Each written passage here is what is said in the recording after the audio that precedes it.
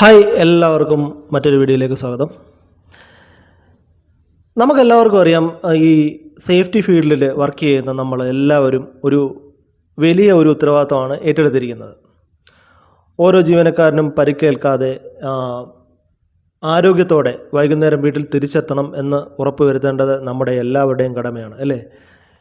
പക്ഷേ ഇന്ന് പല കമ്പനികളിലും ഒരു പൊതുവായിട്ടുള്ള ധാരണയുണ്ട്. അതായത് ഒരാൾക്ക് നെബോഷ് സർട്ടിഫിക്കറ്റ് ലഭിച്ചു കഴിഞ്ഞാൽ അയാൾ സുരക്ഷാ രംഗത്തെ അതല്ലെങ്കിൽ സേഫ്റ്റി ഫീൽഡിലെ ഒരു വലിയ എക്സ്പേർട്ടായിട്ട് മാറിക്കഴിഞ്ഞു എന്നുള്ളത് വെറുതെയാണ്. അപ്പം ഇന്ന് നമുക്ക് നമ്മുടെ സബ്ജക്റ്റ് അതിനെക്കുറിച്ചിട്ടാണ്. അപ്പോൾ സബ്ജക്റ്റിലേക്ക് പോകുന്നതിന് മുമ്പ് നിങ്ങൾ ആദ്യമായിട്ടാണ് നമ്മുടെ വീഡിയോ കാണുന്നതെങ്കിൽ നമ്മുടെ ചാനൽ മറക്കാതെ സബ്സ്ക്രൈബ് ചെയ്യുക. സബ്സ്ക്രൈബ് ചെയ്യുന്നതോടൊപ്പം തന്നെ അതിൻ്റെ തൊട്ടിപ്പുറത്ത് കാണുന്ന ആ ബെൽ ബട്ടണോടെ മറക്കാതെ പ്രസ് ചെയ്യുക. എങ്കിൽ മാത്രമേ ഞാൻ ഇടുന്ന വീഡിയോസ് അപ്പോൾ തന്നെ നിങ്ങൾക്ക് നോട്ടിഫിക്കേഷനായിട്ട് ലഭിക്കുകയുള്ളൂ. അപ്പോഴെന്തായാലും നമുക്ക് സബ്ജക്റ്റിലേക്ക് പോകാം.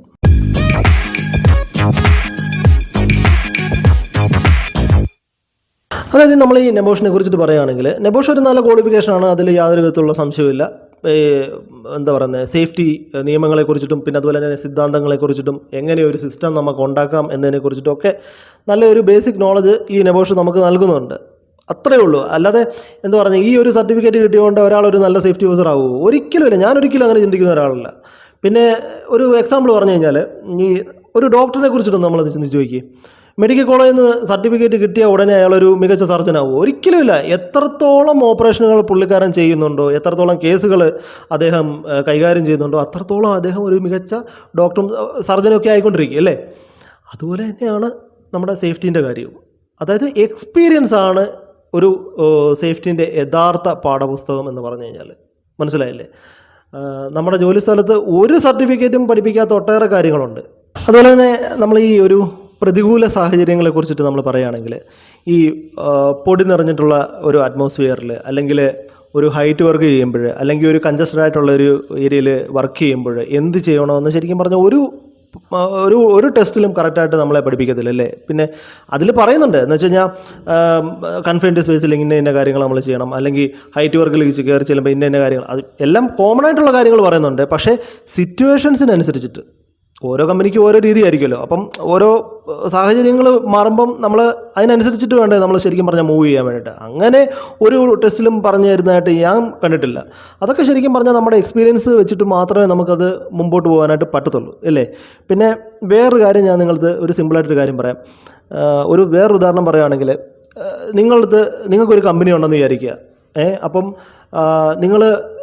നിങ്ങളുടെ സ്വന്തം കമ്പനിയിൽ വേറൊരു ക്ലയൻറ്റ് വന്നിട്ട് നിങ്ങളടുത്ത് പറയാണ്, ഒരാഴ്ച ഞാൻ നിങ്ങൾക്ക് ടൈം തരാം, നിങ്ങൾക്ക് ഇത്ര സമയത്തിനുള്ളിൽ, ഈ ഒരാഴ്ചയ്ക്കുള്ളിൽ എനിക്ക് ഒരു 3500 പുതിയൊരു പ്രൊഡക്റ്റ് ഉണ്ടാക്കി നിങ്ങൾ തരികയാണെങ്കിൽ, ഓക്കെ, ഞങ്ങളുടെ ഫ്യൂച്ചറിലുള്ള എല്ലാ പ്രോജക്റ്റും നിങ്ങളെ ഏൽപ്പിക്കാൻ ഞങ്ങൾ തയ്യാറാണ്. ആ കറക്റ്റ് ടൈമിനുള്ളിൽ എല്ലാ കാര്യങ്ങളും നിങ്ങൾ ചെയ്തു തന്നു കഴിഞ്ഞാൽ. അപ്പോൾ പൊതുവേ നിങ്ങളെന്താ ചിന്തിക്കുന്നത്? നിങ്ങളെന്നല്ല, ഏതൊരു കമ്പനി എന്താ ചിന്തിക്കുന്നത് അറിയാം? എങ്ങനെ ആ ഒരു ടാർഗറ്റ് അച്ചീവ് ചെയ്യാം ആ ടൈം പീരീഡിനുള്ളിൽ. അങ്ങനെ ഉള്ള ഒരു സിറ്റുവേഷനിലുണ്ടല്ലോ, അവർ സേഫ്റ്റി നോക്കത്തില്ല, ക്വാളിറ്റി നോക്കത്തില്ല, മറ്റൊരു കാര്യം അവർ ചിന്തിക്കത്തില്ല. അവരുടെ മൈൻഡിൽ എപ്പോഴും എങ്ങനെ ഈ ഒരു ടാർഗറ്റ് അച്ചീവ് ചെയ്യാമെന്നുള്ളതാണ്.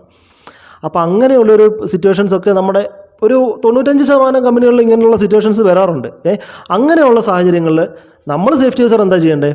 എങ്ങനെ ഈ ഒരു ടാർഗറ്റ് അച്ചീവ് ചെയ്യിപ്പിക്കാം സേഫായിട്ട്, അല്ലേ? നമ്മൾ ചിന്തിക്കേണ്ട ആ രീതിയിലാണ്.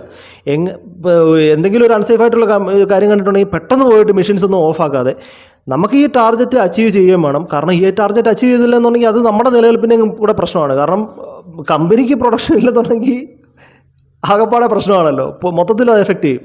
അപ്പോൾ പ്രൊഡക്ഷന് നമുക്ക് ഇമ്പോർട്ടൻസ് ആണ്, ക്വാളിറ്റി നമുക്ക് ഇമ്പോർട്ടൻസ് ആണ്, സേഫ്റ്റി നമുക്ക് ഇമ്പോർട്ടൻസ് ആണ്. എങ്ങനെ നമുക്ക് ഈ ഒരു ടാർഗറ്റിനെ സേഫായിട്ട് അച്ചീവ് ചെയ്യുവാൻ സാധിക്കും, അത് തൊഴിലാളികളെ ഈ വർക്ക് ചെയ്യിപ്പിക്കുമ്പോൾ എങ്ങനെ നമുക്ക് സേഫായിട്ട് മുമ്പോട്ട് കൊണ്ടുപോകാം, ആ രീതിയിൽ ചിന്തിച്ചിട്ട് ആ രീതിയിൽ നമ്മൾ ആ വർക്ക് ഫിനിഷ് ചെയ്യുകയാണെങ്കിൽ നിങ്ങൾ ആ ഫീൽഡിൽ എക്സ്പേർട്ട് ആയിരിക്കും. അതായത് സേഫ്റ്റി ഫീൽഡിൽ എക്സ്പേർട്ട് ആയിരിക്കും. പക്ഷേ അങ്ങനെയുള്ളൊരു എബിലിറ്റി നിങ്ങൾക്ക് കിട്ടണമെങ്കിൽ അത് എക്സ്പീരിയൻസിൽ കൂടെ മാത്രമേ നിങ്ങൾക്ക് കിട്ടത്തുള്ളൂ, ഇല്ലേ? ഇതൊക്കെ ഏതെങ്കിലും നെബോഷിലോ അല്ലെങ്കിൽ അയോഷിലോ പഠിപ്പിക്കുന്ന സംഭവമാണോ ഇത്? അല്ലല്ലോ. അതൊക്കെ നമ്മൾ സ്വന്തമായിട്ട് എക്സ്പീരിയൻസ് ചെയ്തെടുക്കുന്ന സംഭവമാണ്. അതായത് മനുഷ്യൻ്റെ മനഃശാസ്ത്രത്തെക്കുറിച്ച് പറയുകയാണെങ്കിൽ, തൊഴിലാളികളുമായിട്ട് സംസാരിച്ച് അവരുടെ പേടി മാറ്റാനും അതുപോലെ തന്നെ നിയമങ്ങൾ അനുസരിപ്പിക്കാനും സർട്ടിഫിക്കറ്റിലല്ല, കമ്മ്യൂണിക്കേഷൻ സ്കില്ല് വളരെയധികം ഇമ്പോർട്ടൻ്റ് ആയിട്ടുള്ള ഒരു കാര്യമാണ്. അത് എക്സ്പീരിയൻസിൽ കൂടെ മാത്രമേ നമുക്ക് കിട്ടത്തുള്ളൂ. പിന്നെ ഒരു പ്രതിസന്ധി ഘട്ടം വരികയാണെങ്കിൽ, അതായത് തീപിടുത്തം, അപകടം തുടങ്ങിയിട്ടുള്ള ഒരു പ്രതിസന്ധി ഘട്ടങ്ങളിൽ കറക്റ്റായിട്ട് തീരുമാനമെടുക്കാൻ വേണ്ട ആത്മവിശ്വാസം, അതും നമുക്ക് എക്സ്പീരിയൻസിൽ കൂടെ മാത്രമേ കിട്ടത്തുള്ളൂ. അപ്പോൾ ഇത്തരം കാര്യങ്ങൾ നിങ്ങൾക്ക് പറഞ്ഞ് മനസ്സിലായില്ലേ? അപ്പോൾ ഒരു പേപ്പറിൽ എഴുതി വെച്ചിട്ടുള്ള നിയമങ്ങൾ വെച്ച് ഒരു ജോലി സ്ഥലത്തെ സുരക്ഷ ഉറപ്പാക്കാൻ സാധിക്കത്തില്ല എന്നുള്ള കാര്യങ്ങൾ നിങ്ങൾക്ക് ഇപ്പോൾ മനസ്സിലായി എന്ന് ഞാൻ വിചാരിക്കുകയാണ്. അതുപോലെ തന്നെ നമ്മൾ ഈ അപകട സാധ്യതകൾ കണ്ടുകൊണ്ട് പിന്നെ തൊഴിലാളികളുടെ വികാരങ്ങളൊക്കെ നമ്മൾ മനസ്സിലാക്കി സാഹചര്യം നേരിട്ട് പരിഹരിക്കാൻ കഴിയുന്നവനാണ് ഒരു യഥാർത്ഥ സേഫ്റ്റി ഓഫീസർ. മനസ്സിലായില്ലേ? പിന്നെ വേറൊരു സംഭവമുണ്ട്. ഈ എല്ലാ കമ്പനികളിലും അറിയാൻ വേണ്ടിയിട്ട് ശ്രദ്ധിക്കാൻ വേണ്ടിയിട്ട് ഞാൻ ഒരു കാര്യം ഞാൻ ഇപ്പോൾ പറയാം. ഇന്ന് പല കമ്പനികളിലും നെബോർഡ് സർട്ടിഫിക്കറ്റ് മാത്രം നോക്കിയിട്ട് ഈ സേഫ്റ്റി ഓഫീസർമാരെ അപ്പോയിൻ്റ് ചെയ്യുന്ന കുറച്ച് പരിപാടികളുണ്ട്. മണ്ടത്തരമാണ്. നിങ്ങൾ ഒരിക്കലും അങ്ങനെ ചെയ്യരുത്. മനസ്സിലായോ? കാരണം എന്താണെന്ന് വെച്ച് കഴിഞ്ഞാൽ എനിക്കറിയാവുന്ന കുറേ ആൾക്കാരുണ്ട്. അതായത് ഈ ബിടെക് സേഫ്റ്റി കഴിഞ്ഞിട്ട്, നെബോഷൻ കഴിഞ്ഞ്, അയോഷൻ കഴിഞ്ഞിട്ട്, അല്ലെങ്കിൽ വേറൊരു സംഭവം ഞാൻ പറഞ്ഞുതരാം. ഇപ്പം നടക്കുന്ന വേറെ സംഭവം, ഇവൻ പഠിച്ചത് ചിലപ്പം ബിടെക് മെക്കാനിക്കലായിരിക്കും. പിന്നെ കുറേ കാലം കഴിയുമ്പോൾ ജോലിയൊന്നും കഴിയുമ്പോൾ അവന് ഒരു നെബോഷ് എടുക്കും. നെബോഷ് എടുത്തിട്ട് ഈ നെബോഷ് കണ്ടിട്ട് കുറേ കമ്പനിക്കാർ വിചാരിക്കും, ഇവൻ സേഫ്റ്റിയിൽ ഭയങ്കര എക്സ്പെർട്ടാന്ന് പറഞ്ഞിട്ട് ഇവനെ പിടിച്ച് സേഫ്റ്റി ഓഫീസറിൻ്റെ പോസ്റ്റിൽ അങ്ങ് കൊണ്ടിടും. ചിലപ്പോൾ വലിയ പോസ്റ്റിലൊക്കെ ആയിരിക്കും കൊണ്ടിടുന്നത്. അവൻ അവിടെ ചെന്നിട്ട് എന്തോ കാണിക്കുന്ന അറിയാം? ഇവന് ഏതെങ്കിലും കമ്പനിയിൽ എക്സ്പീരിയൻസ് ഉണ്ടോ? ഇല്ല. ഇവൻ എന്ത് ചെയ്യുന്നത് വെച്ചാൽ വലിയൊരു പോസ്റ്റും കിട്ടി. എന്തൊക്കെ കാര്യങ്ങൾ അവിടെ ചെയ്യണം, ലീഗലി എന്തെങ്കിലും ഒരു പ്രശ്നം ഉണ്ടായിക്കഴിഞ്ഞാൽ എങ്ങനെ അത് മാനേജ് ചെയ്യണം, അല്ലെങ്കിൽ ആൾക്കാരുടെ അടുത്ത് എങ്ങനെ ബിഹേവ് ചെയ്യണം, ഇതൊന്നും അവന് അറിയത്തില്ലായിരിക്കും. ഇവൻ അവിടെ ഇങ്ങനെ പോയിട്ട് ഇങ്ങനെ തേരാപ്പാര നടക്കും. അപ്പം ഏതെങ്കിലും ഒരു സമയത്ത് കുറേ കാലം കഴിയുമ്പോൾ അവിടുത്തെ മാനേജറുടെ ശ്രദ്ധയിൽ ഇത് പെടും. അപ്പോൾ മാനേജർ നോക്കുമ്പോൾ ഇവനിവിടെ പണിയൊന്നുമില്ല, ഇവിടെ ഇങ്ങനെ നടക്കുന്നുണ്ട്. അപ്പോൾ മാനേജർ എന്താ ചിന്തിക്കുന്നത്? ഇങ്ങനെ നടക്കുന്നതിനെക്കാട്ടും നല്ല അവൻ്റെ മണ്ടയ്ക്ക് വേറൊരു പണിയും കൂടെ കൊടുത്തിട്ടുണ്ടെങ്കിൽ അത് നമുക്ക് മുതലാവുമല്ലോ എന്നുള്ള രീതിയിൽ ഇവനെ പിടിച്ചിട്ട് വേറൊരു ഡിപ്പാർട്ട്മെൻറ്റിൽ അങ്ങ് കൊണ്ടിടും ചിലപ്പം. അല്ലെങ്കിൽ വേറെ എന്തെങ്കിലും പണി കൂടെ ഈ പണിയുടെ മണ്ടയ്ക്ക് അങ്ങ് കൊടുക്കും. ലാസ്റ്റ് ഇവൻ വർക്ക് പ്രഷർ എല്ലാം കൂടെ കൂടി അവൻ അവിടെ പണി നിർത്തി പോകും. മനസ്സിലായല്ലേ? ഇതൊക്കെയാണ് ശരിക്കും നടന്നുകൊണ്ടിരിക്കുന്നത് മിക്ക കമ്പനികളിലും. മണ്ടത്തരമാണ് നിങ്ങൾ ചെയ്യുന്ന ഏറ്റവും വലിയ മണ്ടത്തരം. ഇങ്ങനെയാണ് നിങ്ങൾ ഫോളോ ചെയ്യുന്നതെന്നുണ്ടെങ്കിൽ നെബോഷ് മാത്രം നോക്കിയിട്ടൊന്നും ഒരു ആളെ കൊണ്ടുപോയിട്ട് സേഫ്റ്റി ഓഫീസർ ആക്കി വെക്കരുത്. കാരണം ഒരു സേഫ്റ്റി ഓഫീസറിൻ്റെ ഒരു ഹയർ പോസ്റ്റിലോട്ടൊക്കെ നിങ്ങൾ ആളെ വെക്കുമ്പോൾ ഉണ്ടല്ലോ, നിങ്ങൾ നല്ല എക്സ്പീരിയൻസ്ഡ് ആയിട്ടുള്ള ആൾക്കാർ വേണം. കാരണം ഞാൻ ഒരിക്കലും ഫ്രഷേഴ്സിനെ എടുക്കരുതെന്നല്ല ഞാൻ പറയുന്നത്. ഫ്രഷേഴ്സിനെ എടുക്കണം. ഫ്രഷേഴ്സിനെ നിങ്ങൾ എടുക്കുകയാണെങ്കിൽ അവരെ ആദ്യം ട്രെയിനിങ്ങിൻ്റെ കാറ്റഗറിയിൽ വേണം ഉൾപ്പെടുത്താൻ. ഒരു 5 വർഷമെങ്കിലും മിനിമം സേഫ്റ്റിയിൽ എക്സ്പീരിയൻസ് ആയി കഴിയുമ്പോൾ മാത്രം നിങ്ങളൊരു നല്ല പോസ്റ്റ് അവന് കൊടുക്കുക. അങ്ങനെ വേണം ചെയ്യാൻ വേണ്ടിയിട്ട്. അല്ലാതെ നെബോഷ് ഉണ്ടെന്നും പറഞ്ഞിട്ട് വലിയ ഒരു പോസ്റ്റിലോട്ടൊക്കെ ഇട്ട് കഴിഞ്ഞിട്ടുണ്ടെങ്കിൽ ലാസ്റ്റ് ഇതൊക്കെ തന്നെ ആയിരിക്കും സംഭവിക്കാൻ വേണ്ടി പോവുക. മനസ്സിലായില്ലേ?